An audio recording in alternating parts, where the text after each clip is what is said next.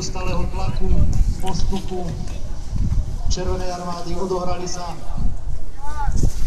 dve významné operácie. Nemecké vojska s oceľovaným neustálým ústupom už viedli v podstate hlavne obranné boje.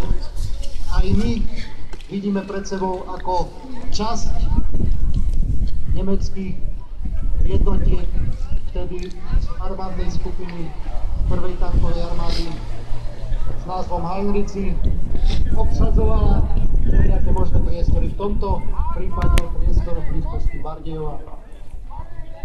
Zároveň kontrolujú usadlosti, hľadajú podozrivé predmety a nakoniec snažia sa priestor, ktorý potrebujú, vyčistiť.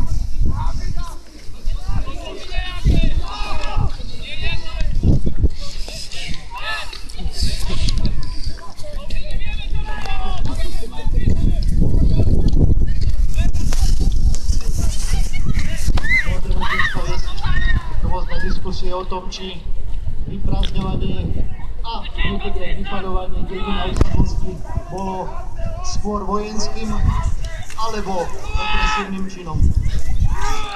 Podstata pre ľudí, ktorí to vytrpeli, je vždycky rovnaká. Prišli o svoje veci, o svoj majetok a často aj o zdravie a život.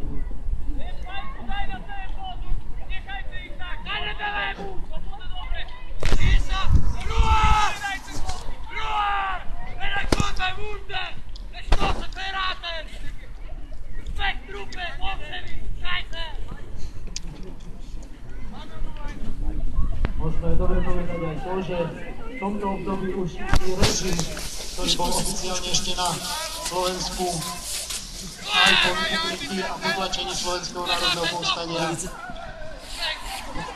už nebol podporovaný domácim obyvateľstvom a naopak. Ľudia túžobne očakávali príchod osloboditeľov. V tomto prípade hliadka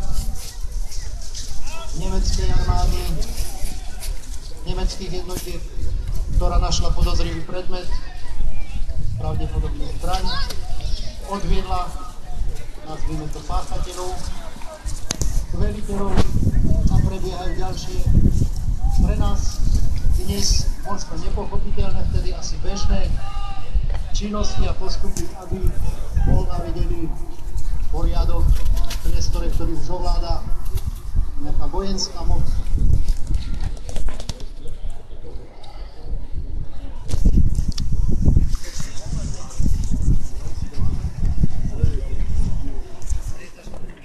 Aspoň po tých pohľadu na tie početné stavy plnohodnotne vykonávať. Často môžeme viesť polemiky, že nejaké represívne akcie viedli len na to vyčlenené špeciálne jednotky. Nechávame na posúdenie odborníkom, ale z vojenského hľadiska vyčistenie predpolia, zničenie priestorov, ktoré pre nás boli nebezpečné, je veľmi logickým postupom.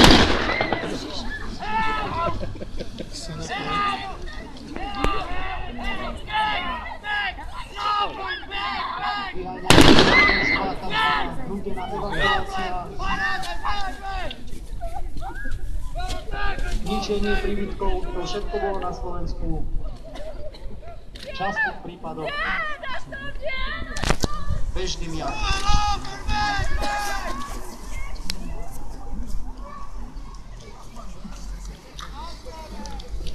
Máte možnosť si všimnúť aj to, že neustále sa prisúvajú novšie a novšie jednotky. V tejto súvislosti je treba povedať, že tie skutočné, tie frontové, ktoré prichádzali v styku s postupujúcim protivníkom, s postupujúcimi jednotkami našich československých tvarov, ale aj Červenej armády, tie prichádzali až tesne pred zahájením bojovej činnosti a v prípade aj okolia Bardejova tu boli často prisunuté, ako som už naznačil, aj jednotky, ktoré boli poskladané. Divizné skupiny, ktoré sa na ten boj pripravovali. Častokrát tí vojaci boli čerstvo nasadzovaní do boja.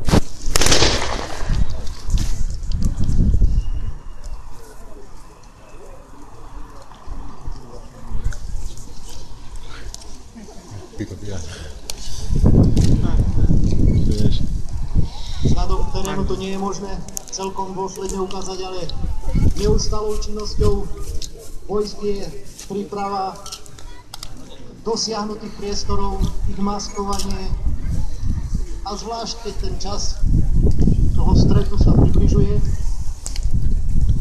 Spomenul som, že prebehli dve veľké operácie Východokarpatská, kde zhruba 247 000 príslušníkov Červenej armády a potom aj armádneho zboru preniklo na územie Slovenska. Potom východoslovenská operácia, ktorej už takmer 350 000 príslušníkov aj Červenej armády, aj nášho zboru vytlačalo útvary zväzky prvej tankovej armády ďalej na západ. Narastali obete, prebehla krvavá bitka o vstup na naše územie a začiatkom januára, poločím to bolo v nočných a skorých ranných hodinách. Boli to prieskumníci našej 3. samostatnej brigády a ich postup bol naozaj pre Nemcov svojím spôsobom prekvapivý. Viem, že dokumentovať alebo vôbec ukazovať činnosť prieskumníkov je niekedy zaujímavé, pretože ich vidieť nesmie byť a my ich ukázať chceme. Takže si všimajte, čo asi vykonávajú. Určitej vzdialenosti vyhodnocujú terén, sledujú protivníka, ktorý samozrejme tiež sa snaží byť čo najviac maskovaný a predávajú informácie ďalším vojenským orgánom, ktoré pripravujú potrebnú činnosť. V našom prípade pravdepodobne čo najrozhodnejší a rýchly útok.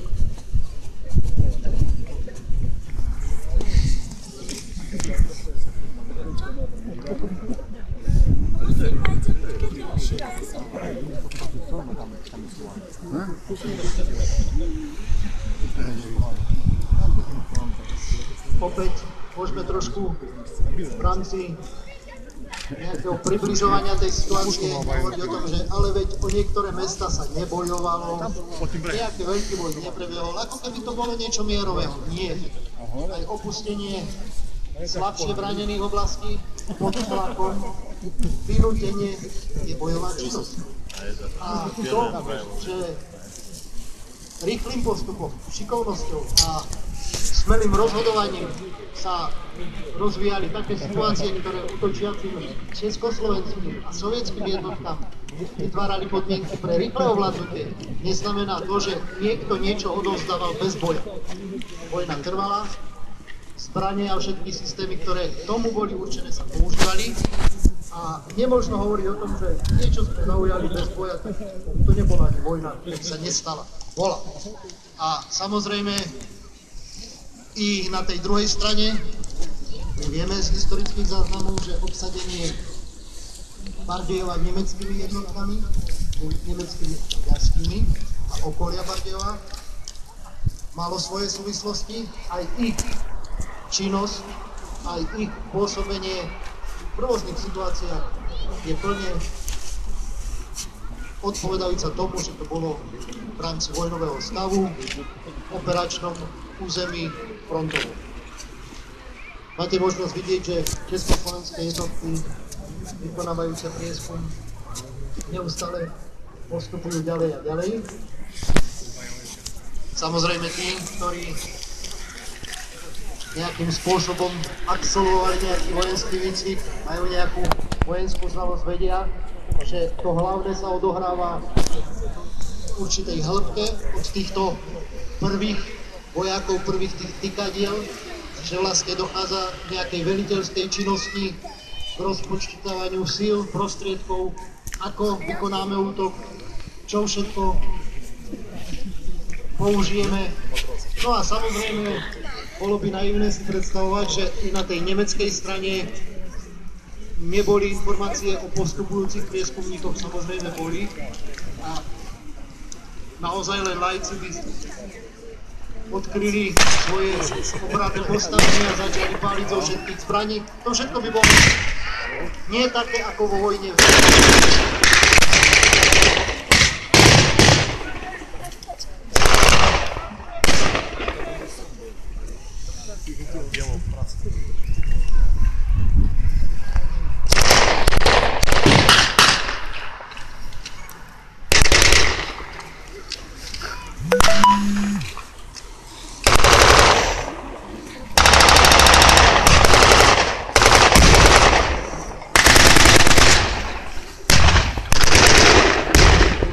Где поречь тут?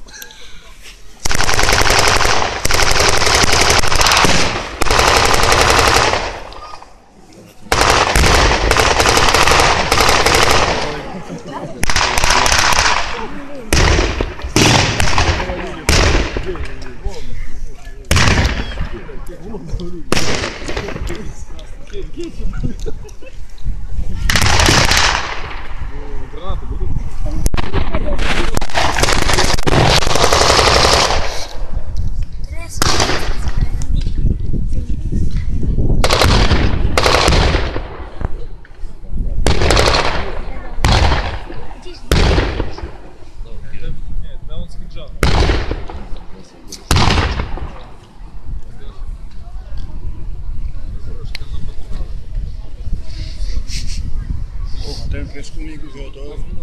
Vidíte, že Slieskom vyvolal na strane nemeckých jednotiek reakciu, že na to, aby sme mohli upresniť, kde sú aké palebné prostriedky, je naozaj potrebné vyvolať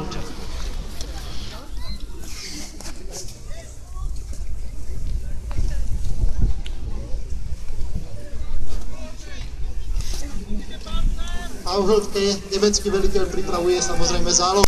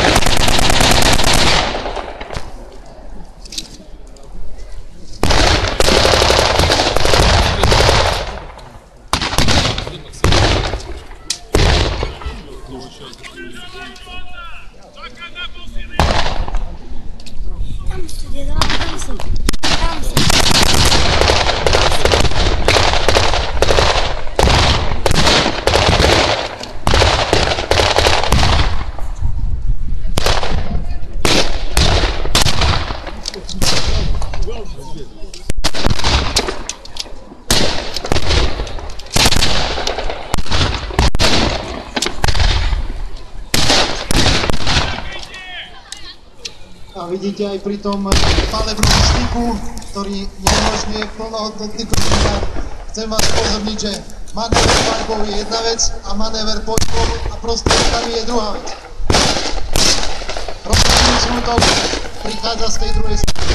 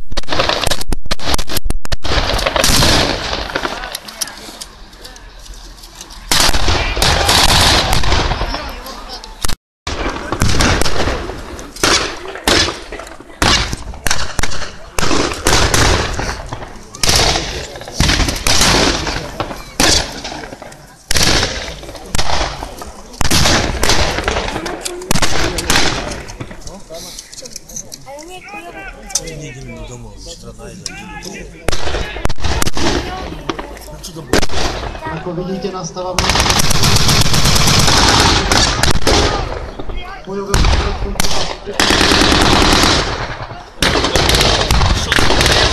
Videli ste krátke protiútoky, snahy o prebehnutie. Neostávajú útoky.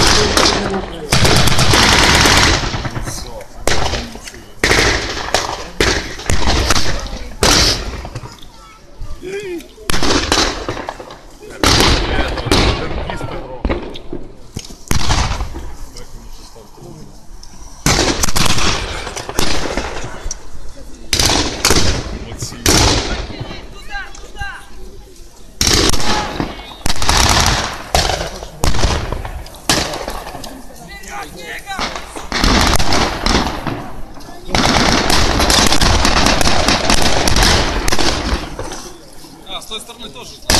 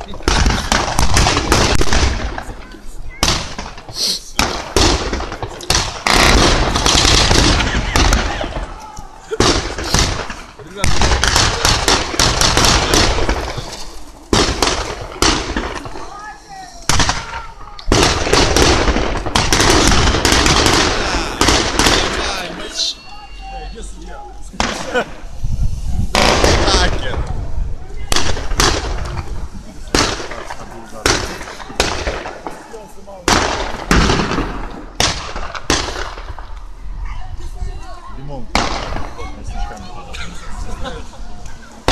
конечно.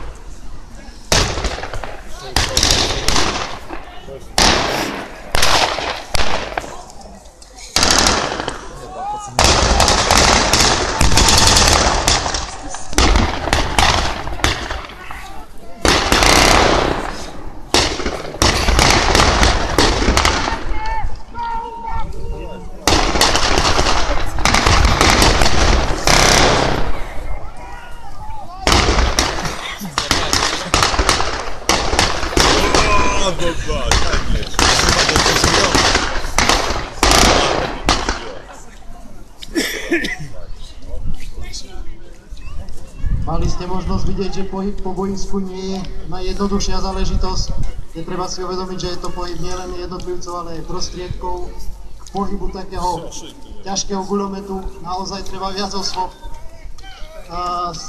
Upozorňoval som, že styk nie je reálny, vzdialenosti sú naozaj tak nejak na ukážku, ale v podstate ste mali možnosť vidieť, že po jednotlivých čiarach s využitím z časti bočných manévrov, obchvatov sa útočiace jednotky dostávali k tým obraneným čiaram. V tejto situácii by sme chceli ukázať, že nie strieľanie pri múroch, nie nejaké zabíjanie do posledného chlapa, zajatie, odzbrojenie, eskortovanie a samozrejme ovládnutie priestoru, niekedy aj s tým typickým odovzdaním zbraní veliteľa, ako keby kapitulácia, niekedy snáď hrubším spôsobom, samozrejme vojnové zločiny alebo činnosti spojené s nejakou osobnou pomstou, to bolo tiež ako súčasť druhej svetovej vojny, myslím si, neodmysliteľné. Pretože ťažko nám dneska posudzovať, čo urobil vojak, ktorému vyvraždili rodinu niekde na východe. Ak mal možnosť, asi sa pomstil. My chceme ukázať, že došlo k zajatiu, že došlo k určitej činnosti, ktorá je podľa nejakých dohôd, nejakých konvencií. Chceme ukázať, že vyčistenie priestoru nie je len činnosť so zajatcami, ale aj ďalšia kontrola priestorov, podstate, ak je nutné aj poskytnutie ošetrenia zraneným. Máme mnoho dôkazov o tom, že naozaj aj na sovietskej, aj na našej strane československej sa poskytovala pomoc zraneným nemeckým vojakom. Samozrejme ukazovali sa aj situácie, alebo objavovali sa aj situácie, ktoré vyvolávali tú konfliktivosť, pretože došlo k nejakým brutálnym činom na jednotlivcoch. Ale to všetko je vojna. A samozrejme ovládnutie priestoru často neznamená koniec vojny. Ale skúsme aj cez vtipné prehadzovania snehových guľ sledovať ďalej bojovú činnosť. A vôbec činnosť v priestore, kde sa nejaká bojová činnosť odohrávala.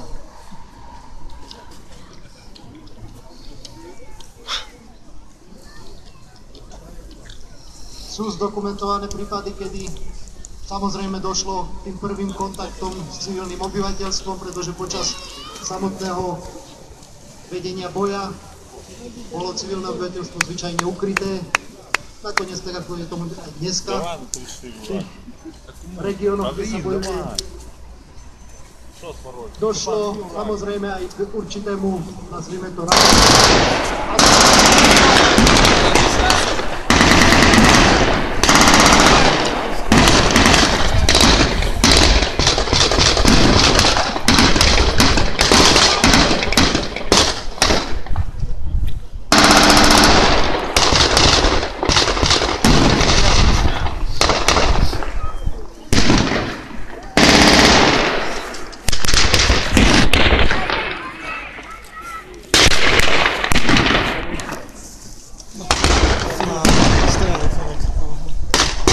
vidíte, že vojenský je priestor ovládnutý, keď sú všetky protiprojekty neškodnené, bolo by hriechom nevyužiť takto fakty.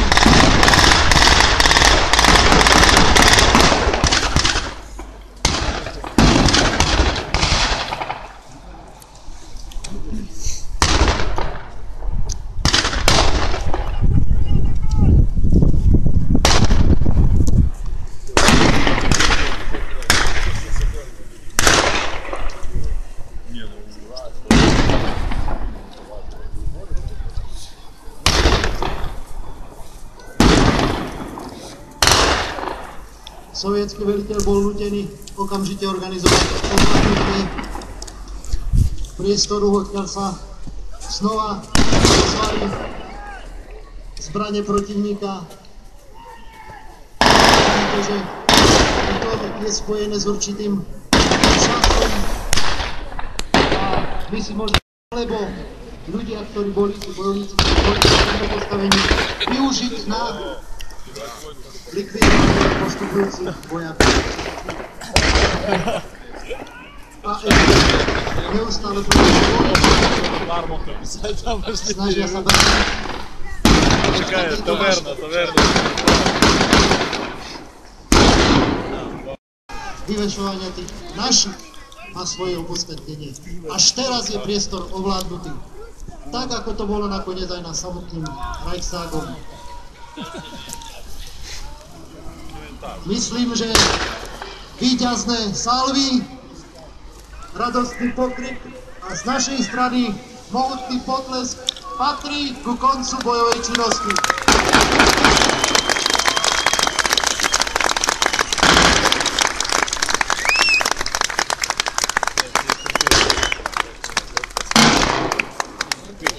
Znova vás ešte požiadam, aby ste nevstupovali do priestoru bojovej činnosti, pretože je tam množstvo zbraní, pyrotechniky. My vám dáme priestor a samozrejme, že aj tá činnosť po skončení jednotlivých situácií, po skončení boja, má svoju, nazvime to aspoň bezpečnostnú logiku. Ja využijem tento časový priestor na to, aby som vám priblížil kluby, ktoré často na svoj náklad, to, čím sa tu na